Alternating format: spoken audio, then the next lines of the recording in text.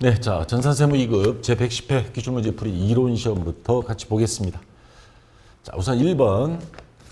다음 중 재무제표의 작성과 표시에 관한 설명으로 틀린 것 해서 보기가 쭉 있는데, 자, 우선 재무상태표 기준으로 한번 보겠습니다. 구분 표시, 자산부채 자본, 수익비용, 재무상태표는 일단 자산부채 자본이고, 자본 같은 경우도 뭐 자본금, 자본잉여금, 자본조정 이렇게 구분해야 된다는 거고, 그 다음에 총액 표시 원칙 뭐냐면 서로가 상계해가지고 순액으로 표시하지 말고 원래 있던 전체 금액을 기재해야 된다는 것. 그리고 1년 기준 또 이번 시험 문제와 관련돼서는 이 유동성 배열이 원칙이 나왔습니다. 뭐냐면 현금성이 빠른 것. 그러니까 유동성이 높은 것. 보통 흐름이라고 그러죠. 유동성이 좋다 하면. 그래서 현금성이 빠른 순서대로 해서 유동자산, 비유동자산 해서 이렇게 표시가 되죠. 그 다음에 잉여금도 자본잉여금, 이익여금 구분하라는 거. 재무제표 종류 5가지 이렇게 있죠. 자, 그러면 보기로 다시 가서 자산과 부채는 유동성이 낮은, 아니죠. 높은. 그러니까 유동자산을 먼저, 비유동자산을 뒤에. 유동부채가 위에, 비유동부채가 뒤에. 자, 그래서 1번이 일단 틀린 거. 정답은 먼저 나왔고요. 재무제표는 재무상태표, 손익계산서, 현금흐름표, 자본변동표, 그리고 주석을 포함한다. 맞죠? 그 다음에 자산과 부채 및 자본은 총액. 절대 서로 약분해가지고 순액으로 표시해서는 안 된다는 거고요. 자산과 부채 항목 또는 자본 항목을 상계하여 일부를 재무상태표에서 제외하면 안 된다. 맞는 말이고요. 자본거래에서 발생한 자본잉여금 그리고 손익거래 물건 팔아서 이익 본 이익여금을 구분하여 표시한다. 맞죠? 자, 그래서 1번이 정답이고요. 자, 2번 계산 문제가 나왔습니다. 다음 자료를 이용하여 유동자산에 해당하는 금액이 합계액을 구하면 얼마인가? 자, 시험 볼 때 당황해서 혹시 이게 좀 헷갈린다 싶으면 계정 과목 및 적요 등록 메뉴 K리 프로그램에 거의 다 열려 있으니까 시험 볼 때 여기서 보시면 돼요. 자, 당좌자산, 재고자산 요 두 개가 유동자산이죠. 나머지는 비유동자산이고요. 그러면 당좌자산에 당좌이금, 외상매출금 받으러 매출채권이죠. 그리고 또 뭐가 있습니까? 재고자산의 상품. 자, 여기 선급비용이 있네요. 선급자가 들어가면 선급금과 같은 저기 당좌자산이 되죠. 자, 그래서 매출채권, 당좌자산 들어가죠. 받으러 외상매출금, 상품, 재고자산, 특허권은 무형자산입니다. 얘는 안 되고요. 당좌이금 들어가죠. 장기매출채권은 안 되죠. 이거는 비유동자산이니까 선급비용, 선급금으로 생각하시면 되죠. 성격이. 그래서 네 가지를 더하면 700만 원, 4번이 정답이 되겠습니다. 자, 아직까지는 그렇게 어렵지 않은데, 자, 요거 간혹가다 한 번씩 나오는 문제입니다. 다음 중 물가가 지속적으로 상승하는 경우, 자, 기말 재고자산이 가장 크게 계산되는 재고자산이 평가 방법. 재고자산 평가 방법은 선입선출법, 이동평균법, 총평균법, 후입선출법 이렇게 있죠. 자, 그런데 요것만 가지고 설명하려면 앞에 이론 강의에서 전산회계 2급에서 자세히 설명드렸었는데, 자, 간략하게 말씀드리겠습니다. 핵심만. 재고자산, 선입선출법이 제일 크게 계산이 됩니다. 왜냐? 대표적인 게 우유 같은 거. 슈퍼에 가보면 우유, 날짜가 어떻게 가장 처음에 들어온 거를 먼저 팔아야죠. 왜냐하면 유통기한이 있기 때문에. 그래서 나중에 판매된 거는 나중에 들어온 것들입니다. 그러니까 먼저 들어온 걸 먼저 판다. 자, 그럼 선입선출법은 그러면 물가가 상승하고 있기 때문에 제일 마지막에 남은 거는 제일 비싼 게 남았겠죠. 그러면 제일 크게 계산이 된다 이 말입니다. 자, 그 다음에 이동평균법이고요. 그 다음 총평균법. 후입선출법은 정반대죠. 그러니까 요거는 제일 금액이 적게 표시가 됩니다. 물가가 쌀 때 들어온 게 남아있기 때문에. 자, 그래서 제가 이제 요령을 가르쳐 드린 게 선이, 총, 후, 요 순으로 1등, 2등, 3등, 4등 이렇게 간다 그랬습니다. 자산이 이렇게 되면 자산이 크면 클수록 당기순이익도 커집니다. 그럼 당기순이익도 마찬가지입니다. 선이, 총, 후. 이렇게 됩니다. 근데 매출원가는 이익하고는 반대 개념이죠. 매출원가는 비용이기 때문에. 얘는 반대로 가요. 반대로. 그래서 선입선출법이 매출원가는 제일 작게 표시가 됩니다. 자, 그래서 요령은 선의총후 해놓고 물가가 상승할 때 맨 앞에 선입선출법이 1등이다. 이렇게 암기하라 그랬습니다. 자, 그러면 정답은 선입선출법 1번이 정답이 되겠죠. 자, 그 다음 4번 문제. 자, 유형 자산을 보유하고 있는 동안 발생한 수익적 지출을, 다시 말해서 수익적 지출은 뭐예요? 비용을 증가시키는 거죠. 수선비. 자본적 지출, 요거는 자산 증가로 보죠. 자, 수익적 지출, 비용을 적어야 되는데 요걸 안 하고 자산 증가로 적어버렸다 이 말입니다. 그러면 자산은 어떻게 되겠어요? 과대계상이 됐고 비용은 과소가 됐죠. 자, 비용이 적어진다. 수선비는 판매비와 관리비입니다. 이게 손익계산서 순서에서 요 판매비와 관리비가 적어지면 영업이익은 많아질 거고 영업이익이 많아지면 당기순이익은 많아집니다. 자, 효과로 올바른 것 찾으라 그랬으니까 정답은 일단 3번이 눈에 보이고요. 자산은 과대계상이 된다 그랬죠. 부채하고 매출총이익은 상관없습니다. 이거는 자, 그래서 정답은 3번이 되겠습니다. 손익계산서 순서는 요거 K리 프로그램 손익계산서 보면서 해도 돼요. 자, 그다음 5번 문제.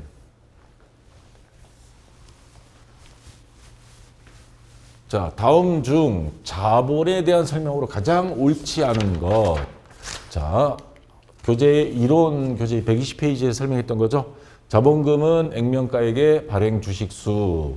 그 다음에 이익잉여금은 장사를 해서 당기순이익, 그래서 벌었으면 써야죠.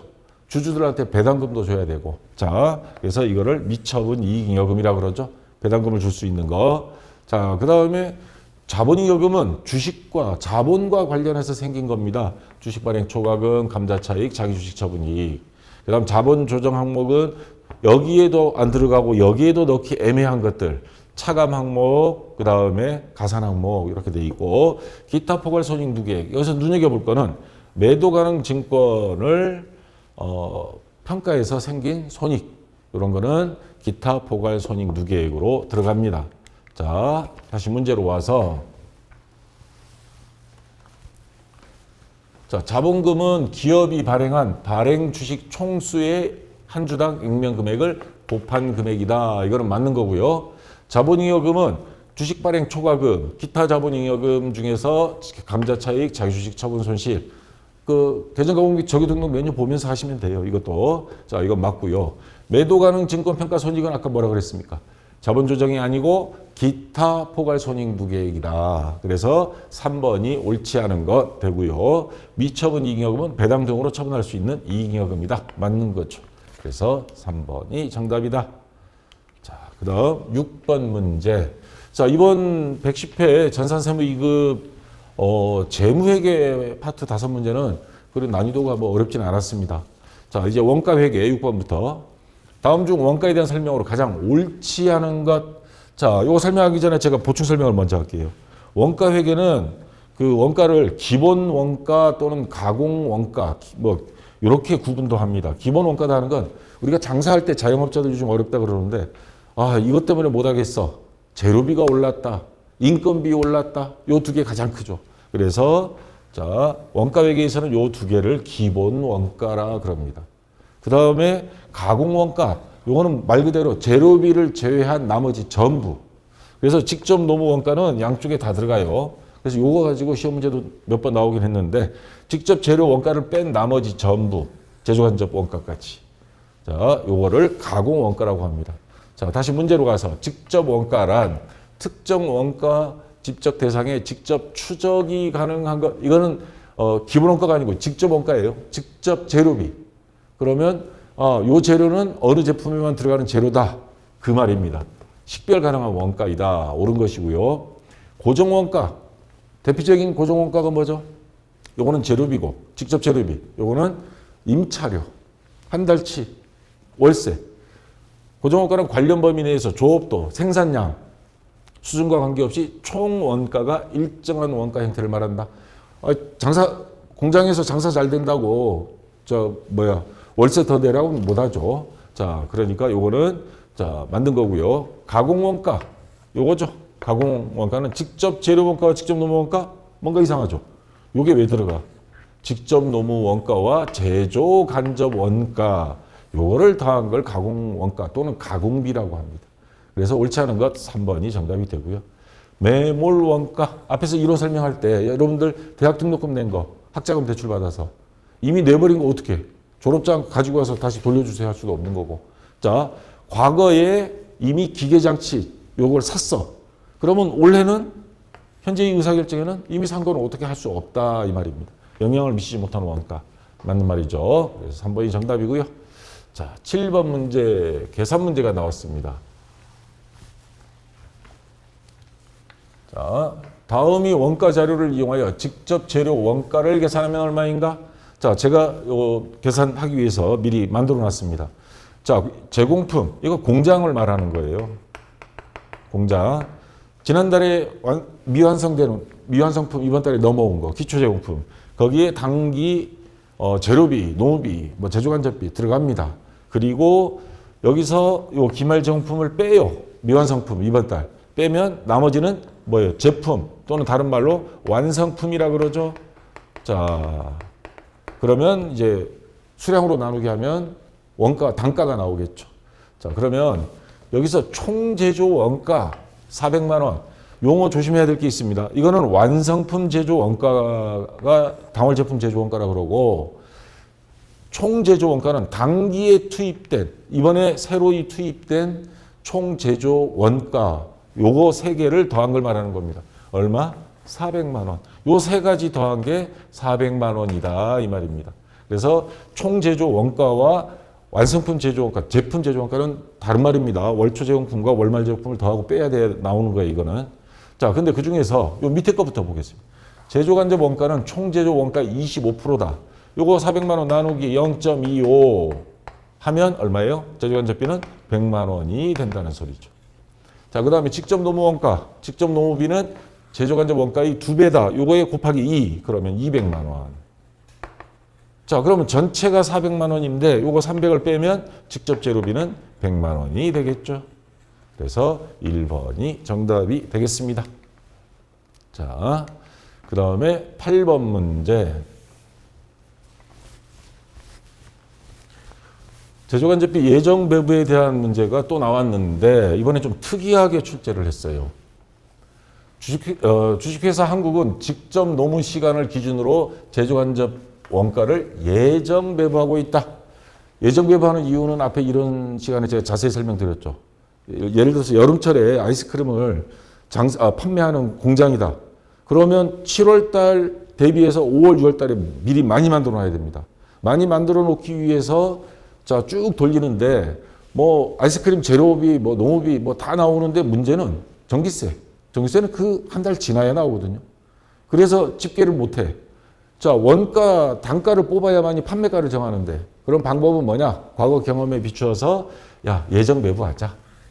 그래서 뭐 여기는 뭘로? 직접 노무 시간. 이건 실제 시간입니다. 작업 시간은 나올 거 아니에요. 6월 달에 작업을 했다. 작업 시간 나옵니다. 그러면 요걸 기준으로 해서 예정 배부율 요거를 곱하기 해서 일단 제조간접비를 예정 배부하자 이 말입니다. 자, 예정 배부율은 제조간접비 원가 예산. 자, 당기 총 제조간접비 예산은 200만 원입니다.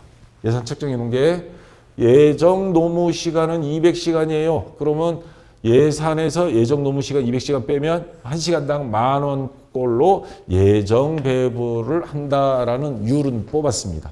자, 그러면 제조간접비 예정 배부는 어떻게 하느냐? 자, 실제 발생액 또는 시간, 직접 노무 시간으로 한다 그랬으니까 6월 30일 딱 되면 6월 한 달 동안 근로자들이 일한 시간은 나올 거예요. 그러면 이거는 실제입니다. 예정이 아니고 실제에다가 예정 배부율 아까 곱하기 한 거 10,000원을 곱해 줍니다. 그러면 예정 배부액이 나오는데 자, 그러면 직접 노무 시간, 자, 이거는 예정 노무 시간이에요. 직접 노무 시간은 이거를 구하라고 하는 겁니다. 실제. 그러면 요거를 몰라요. 자, 요거를 모르기 때문에 예정 배부율은 알지만 곱하기 10,000원.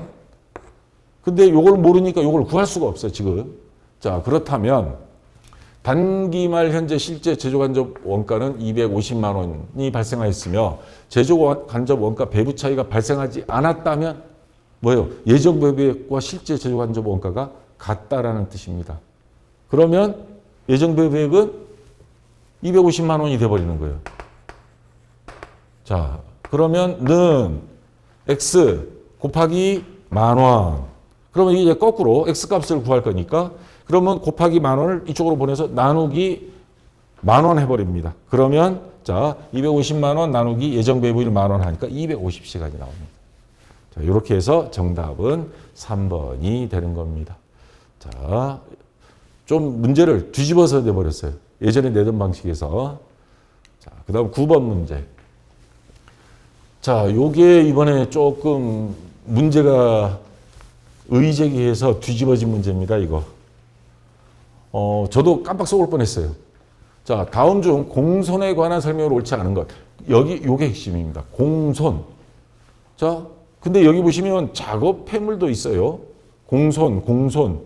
근데 작업 폐물이 나왔어.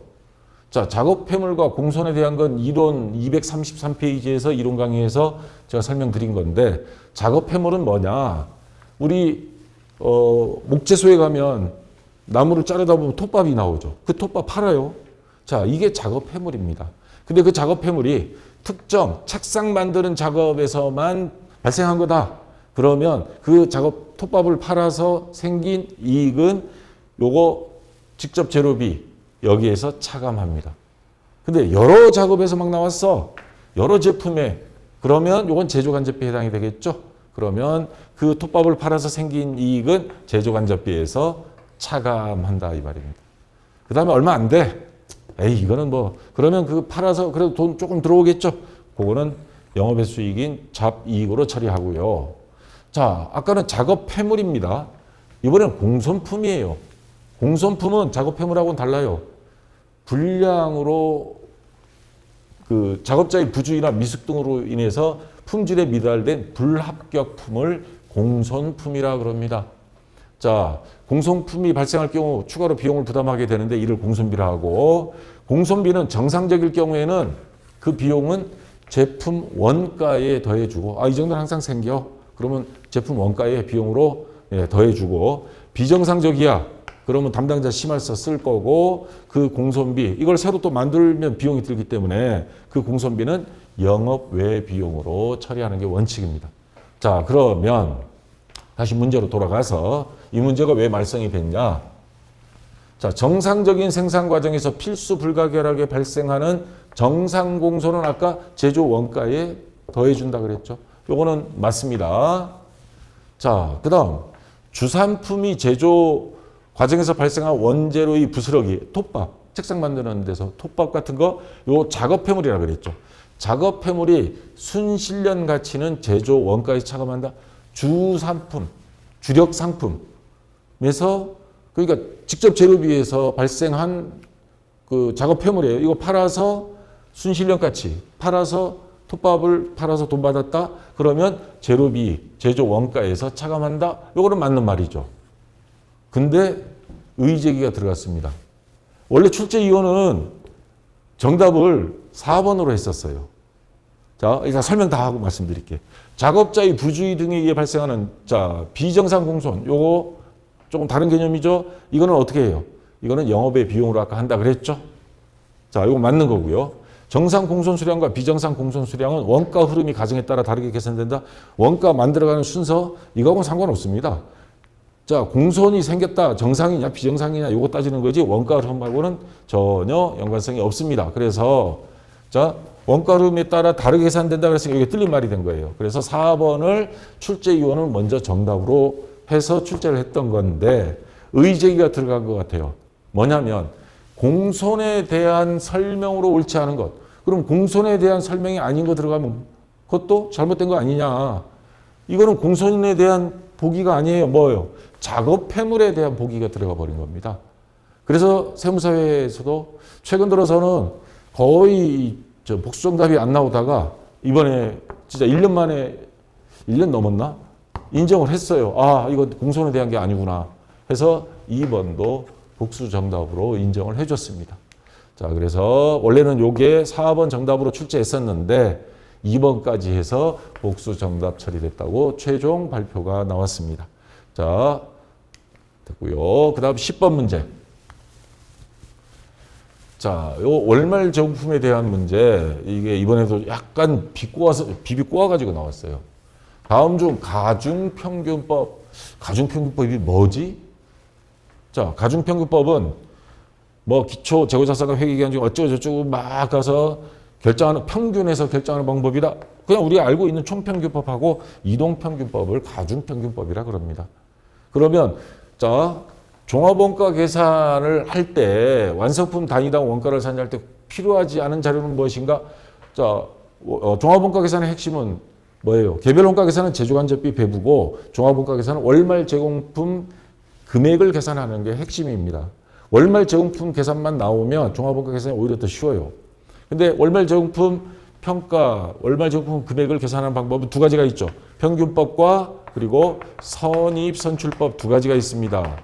자, 요거는 자동차 공장 같은 데서 지난달에 미완성된 거 그 다음 달 1일 날 먼저 완성해서 컨베이어 벨트에서 나가죠. 자동차 공장에 사용하고, 평균법은 액체, 맥주, 간장, 된장 만들어서 섞어버리잖아요. 고추장 같은 거.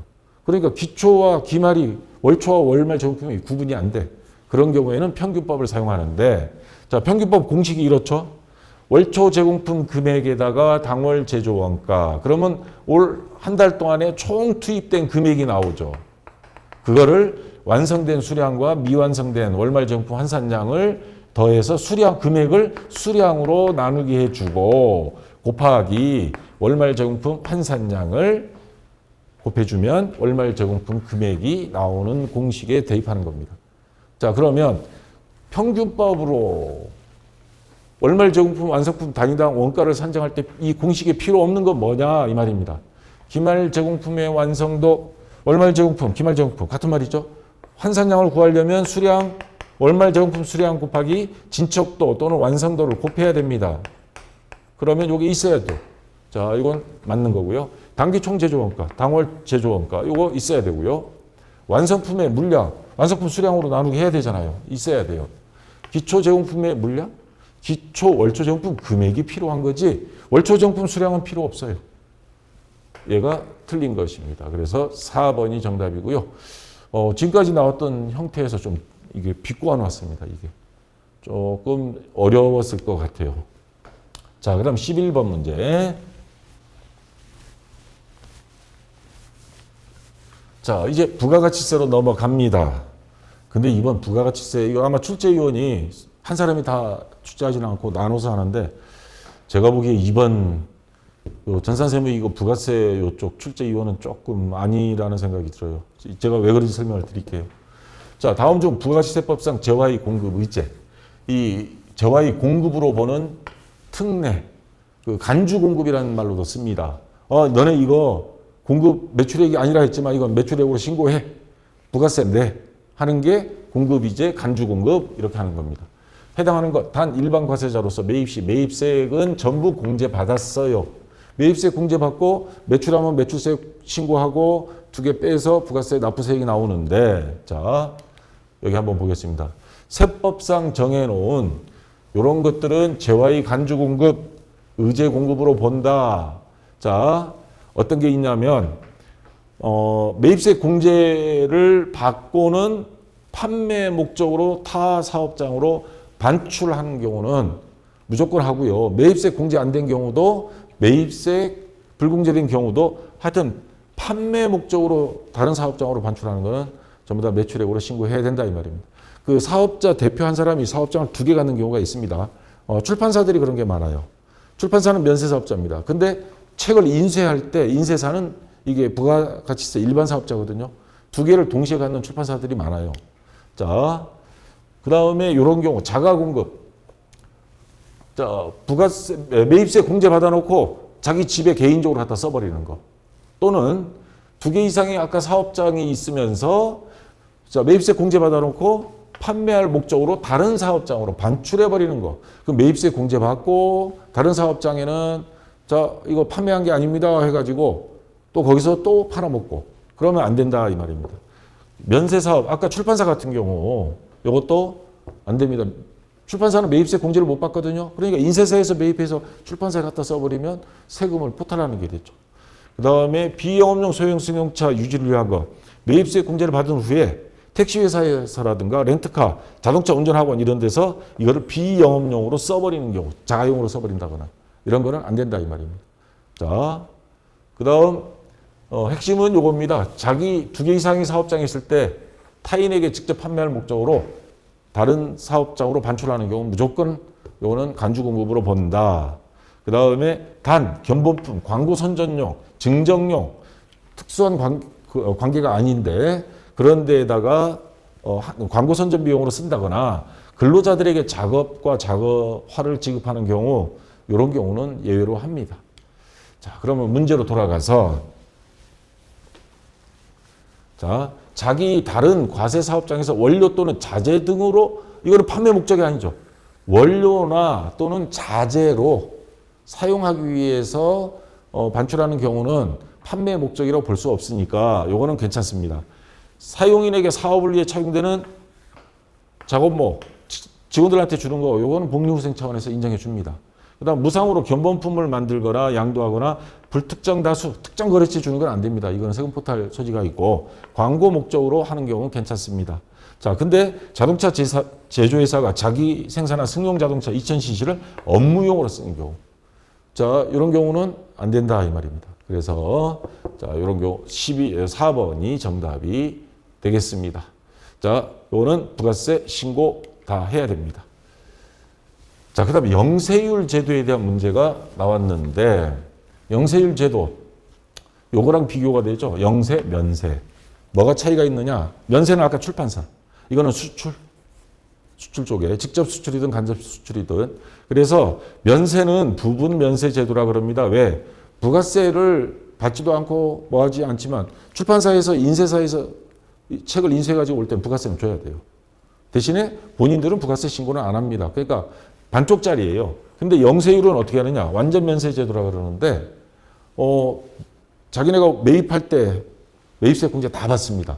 그리고 팔 때도 또 마찬가지로 면세처럼 부가세 안 냅니다. 0%만 곱합니다.